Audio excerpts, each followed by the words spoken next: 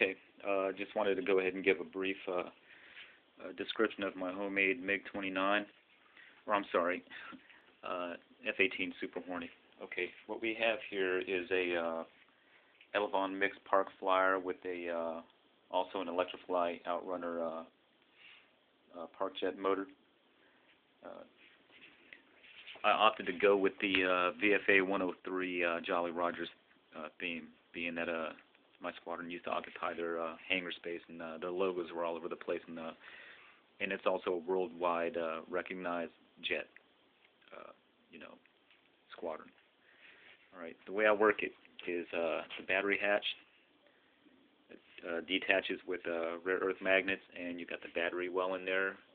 I scored it out to fit a multi-range of different size batteries, whether I want to go with the 910 milliamp all the way up to a 1300 milliamp Electrifly.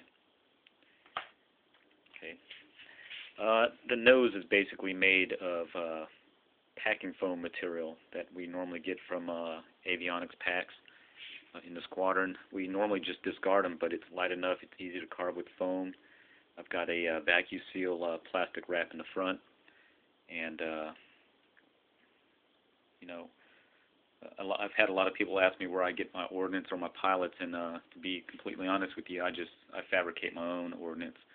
So of all the aircraft that I have in my inventory, all the ordnance that you see in the drop tanks and everything else are just basically carved foam, and I make them myself, so including everything else. So all the ordnance is homemade, pilots as well. Okay. All right, underneath the jet, we've got a very simple setup here. What I did was,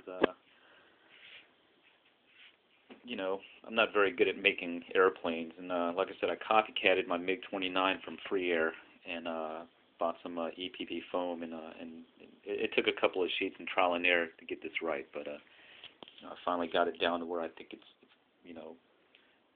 close enough in shape and profile, and I'm happy with it. So you got the 6-channel receiver, 72 megahertz receiver, and over here we've got an 18 amp Thunder, or I want to say, it's a Thunder Power, I believe, brushless Outrunner ECS, or I'm sorry, ESC, and like I said, it's pretty much on a Elevon mix concept, no ailerons. I like to keep it simple so that my son Gable can fly as well. So he's still a young aspiring RC pilot, and he does fairly well. Still working with the 2 channels and the 3-channel trainers on him. So, but now that's basically my Super Hornet. All up weight, including the battery. My preferred battery is the 1250 milliamp Electrifly. Just simply for the fact that it balances out the plane extremely well, and gives me the best flight performance, the most bang for the buck. I went with a 1300, and it was just too nose heavy, so I had a difficult time keeping her in a decent glide path, bringing her in, so she typically just nose in, but would track a lot better than the 1250. So just streamers. My son recommended, because the actual Super Hornet and the F-18 Hornets will generally have a vortex off the wingtips. So as silly as it looks, it just gives it a really cool effect. So all right, and that's her. This is my my latest creation here. So, and she flies fairly well. I'm actually surprised. I did good.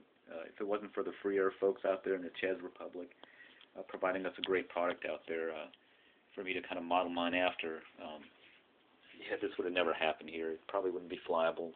I'm not an engineer. I just work on Super Hornets, and I appreciate them, and wanted one of my own. Okay. Thanks a lot, guys.